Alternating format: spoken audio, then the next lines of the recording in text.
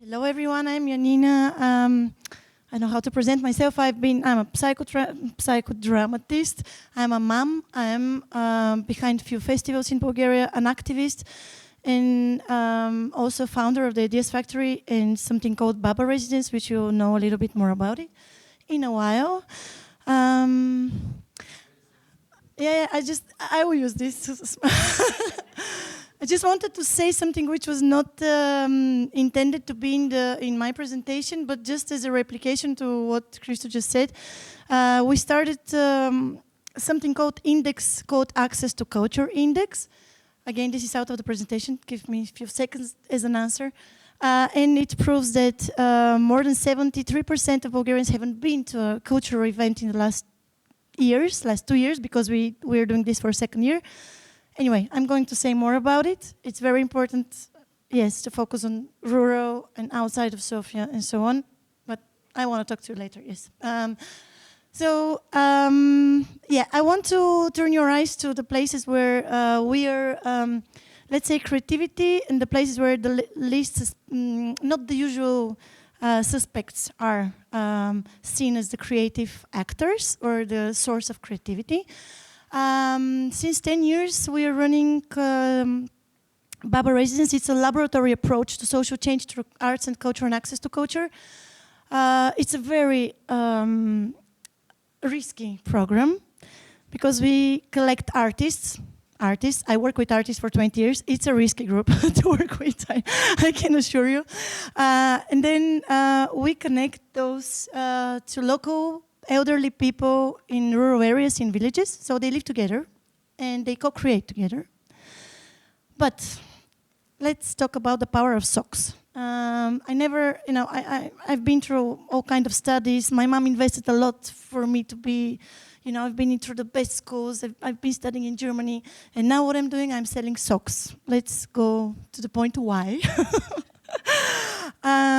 Why? Because going to the villages where we work, I knew from 9th grade, the first ethnological expedition I was fortunate to be at. I was studying at Engedek in the high school for classical languages, and we had this expedition. And for first time as a Sofia girl, I went to a village, like a real village. And I saw for first time elderly people practicing, for example, traditions that I never saw, because we were very, not religious, we're Sofia, Black Sea, Sofia, Borovets. This was my roots were. Let's say the program was a challenge to myself to see, after this expedition where I saw there is a whole different world, I was always asking myself how we can connect more young people towards there. The treasure hunt that I was on actually evolved through the years. We started from working in the Rhodope Mountains because it's very romanticized, and we started with this romantic picture of Bulgarian villages, and now we work in the Northwest because apparently we shifted to a different vision of what we can do as young people, and I'm not anymore young, but the ones we work with are still there.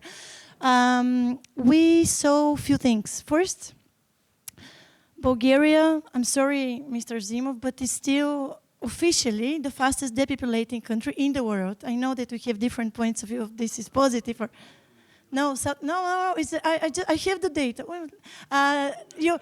It depends on what you're watching, not the eldest, but there are different criteria anyway. One of the most fastest depopulating countries in the world. And as someone who is very dedicated to human-centered design, which is let's say, a direction of design thinking towards humans, where we are centering our solutions toward humans, not profit, not anything else. So that's point one that we took into consideration. Number two, Bulgaria is super centralized. Talking about the budget for culture, the Bulgarian National Fund for Culture, for example, is giving 85% of its budget for Sofia-based organizations. Sofia-based organizations, that's a national fund.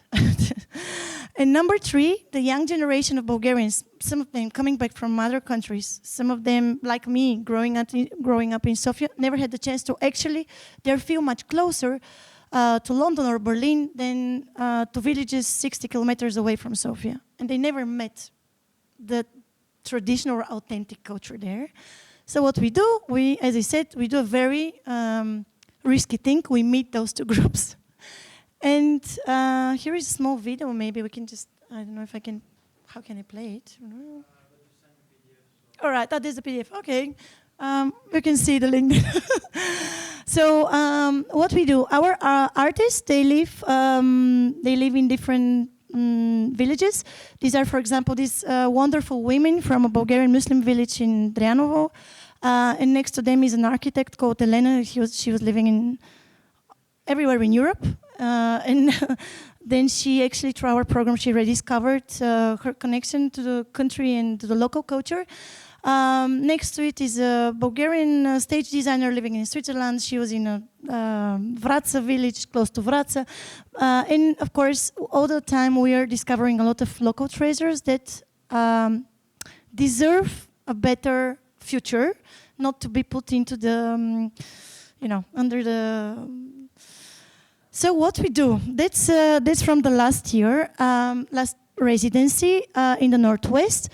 We collected 22 designers, design thinkers, artists, stage designers, musicians, ethnologists, anthropologists, and we put them straight into the battlefield in the Northwest, as I said, in villages that are known Vlahi villages. The Vlahi villages, as a cultural minority, you cannot see them in any museum, in any historical book, and they're part of Bulgaria. I mean, that probably you don't know much about them, but it's a very rich region on the corner between Romania and Serbia.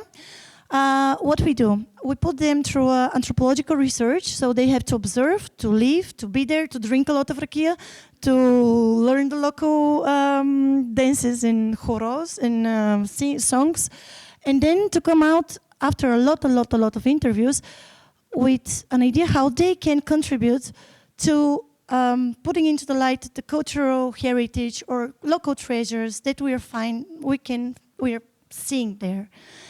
What I want to say, we just had a meeting with some of the mayors, the Chitaliște people, of course, we work with, and we try to put them into a process of together to decide how this program is going on. And what, we asked them, what is the biggest problem according to you for Bulgaria right now? And do you know what they say? Patriotarството, which is not patriotism. It's really not a nice word about being, I don't know, on the Nazi side of patriotism. And this is what local people say. So our theory of change is that actually far right is putting in the mouths of those people that we're working with a lot of words that are actually a lot of narratives that are not their own. And I want to support my words with the fact that in the Chitaliște, most of them in the 30s already, the function of the Chitaliște was not to close and to protect the Bulgarian spirit. No, their function was to open, to create a jazz band, to make a festival, a carnival. It was never, because this was not the problem at that time, right?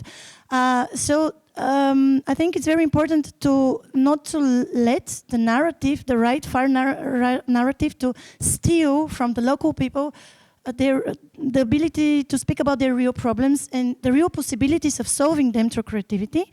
So this is just one very funny example. I put it because I think it looks funny. These are our creatives and designers and curators. You see them in this local dresses. What they decided to do is a small, at the end of their stay, is a small gift to the community, but they're doing much more, and you'll hear much about this soon.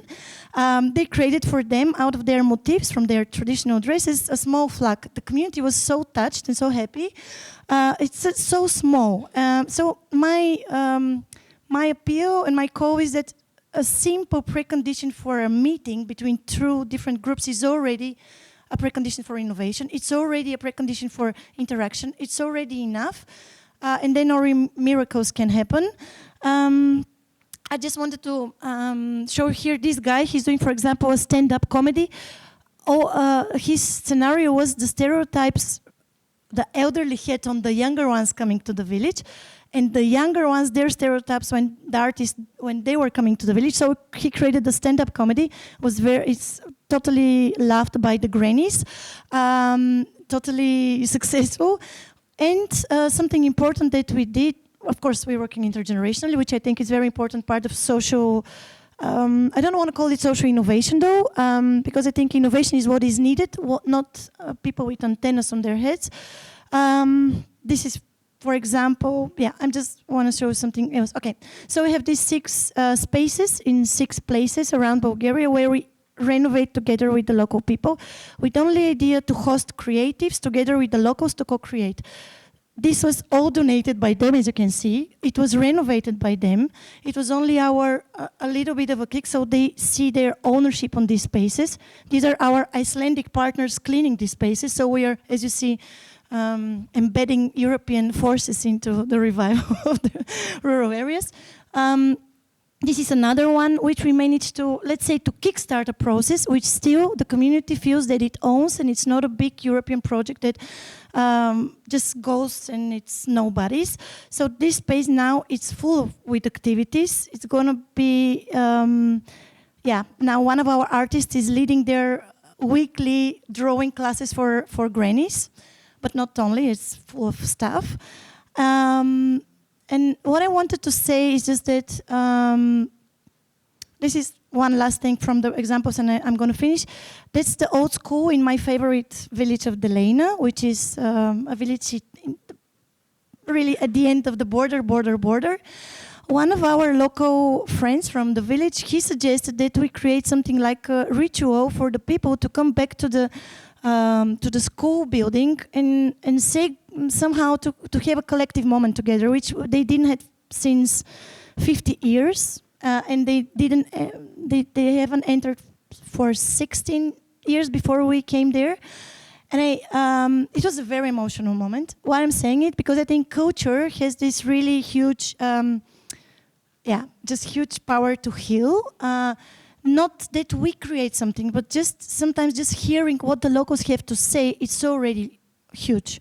So, by the way, about the socks, we're selling them, and this is the way we support the program.